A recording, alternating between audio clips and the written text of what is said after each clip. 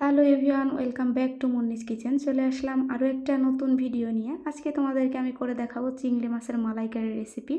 তো এটা আমি নারকেল দিয়ে আর কি করবো।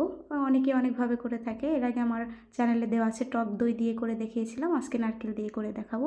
চলো কথা না বলে শুরু করি। এটার জন্য আমি প্রায় 100 গ্রামের মতো চিংড়ি মাছ নিয়েছি। 6 পিস চিংড়ি মাছ হয়েছিল।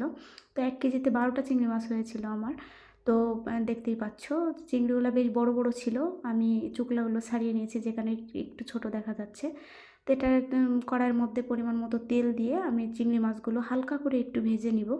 এই চিংড়ি মাছের পাগুলো বেশ বড় বড় ছিল, তাই আমি এগুলোও ফেলে দিইনি, এটাকেও কাজে লাগিয়ে দিয়েছি। আর এটা কিন্তু খেতে ভালোই লাগে। তো যাই হোক, এখন আমার চিংড়ি মাছগুলো ভাজা শেষ। একে একে আমি প্লেটে তুলে নিচ্ছি। তুলে নিয়ে এর ভিতরে এখন আমি আরেকটু তেল অ্যাড করে দেবো, যেহেতু ভাজার জন্য কম তেল অ্যাড করেছিলাম। তো এই পর্যায়ে দেখতে পাচ্ছ আমার রান্নার যে মেন ইনগ্রিডিয়েন্টসগুলো, হলুদের গুঁড়া, জিরের গুঁড়া, তারপরে ধনিয়া গুঁড়া, মরিচের গুঁড়া, আর কিউব করে রাখা পেঁয়াজ, লবণ, মরিচ, আর একটু চিনি দিয়ে দিয়েছি। চিংড়ি মাছের মালাইকারিতে একটু চিনি দিতে হয়, না হলে ভালো লাগে না। এ পর্যায়ে আমি নারকেল ব্লেন্ড করে রেখেছিলাম, একটা নারকেলের অর্ধেক, তো ওটা আমি অ্যাড করে দিয়েছি। খুব ভালো করে ব্লেন্ড করতে হবে, না হলে তোমরা নারকেলের দুধটা ইউজ করতে পারো। তো যাই হোক, এ পর্যায়ে আমি আদা রসুন বাটা অ্যাড করে দিয়েছি 4 টেবিল চামচের মতো। সব কিছু দিয়ে এটাকে ভালো করে নেড়ে চেড়ে মিনিমাম 20 মিনিটের মতো কষিয়ে নিতে হবে। আমি 20 মিনিট কষিয়েছি একদম ঘড়ি ধরে। তোমরা চাইলে সময় হাতে থাকলে আর একটু বেশি কষিয়ে নিবে, তাতে যত কষানো হবে রান্না তত বেশি মজা হবে। আমি বরাবরই এই কথাটা বলে থাকি। তো এ পর্যায়ে দেখো, পানি দিয়ে এটাকে আমি আবারও ভালো করে কষিয়ে আবার তেল বের করে নিয়েছি মশলা থেকে। এ পর্যায়ে একটা এলাচের শুধু ভিতরের বীজটা বের করে নিয়ে এটাকে একদম গুঁড়ো করে এর সাথে আমি অ্যাড করে দিয়েছি। এলাচ যদি মুখে লাগে তাহলে সে খাবার কিন্তু ভালো লাগে না খেতে।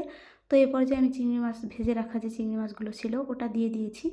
এটা দিয়ে দেওয়ার পরে এটাকে ভালো করে নেড়ে চেড়ে কষিয়ে নিতে হবে মিনিমাম 5 মিনিটের মতো।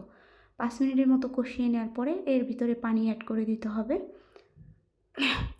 1 মগ পরিমাণ আমি পানি অ্যাড করেছি। পানির মেজারমেন্টটা তোমরা অবশ্যই বুঝে শুনে নিবা, কতটুকু দিলে মাছটা সিদ্ধ হবে আর কি। তো এরপরে ঢাকা দিয়ে রান্না করেছি আমি মিনিমাম 10 মিনিটের মতো। এটাকে ঢেকে রান্না করেছি। তো এখন আমি ঢাকনা উঠিয়ে নিয়েছি। তোমরা দেখতেই পাচ্ছ গ্রেভিটা কেমন ঘন হয়ে আসতেছে। এটা আরও ঘন হবে। এই মাছের সাইড দিয়ে আর মশলার সাইড দিয়ে তেল বেরিয়ে আসবে। দেন এটা ফাইনাল লুক। রান্না একদম শেষ, সার্ভ করে নেওয়ার পালা। কি যে একটা স্মেল বেরোচ্ছিল, এটা না খেলে আসলে বোঝা যাবে না। ভীষণ মজা হয়েছিল। And thanks for watching my video. কে কোন জায়গা থেকে আমার ভিডিওটা দেখছো অবশ্যই লাইক, কমেন্ট, শেয়ার করে দেওয়া।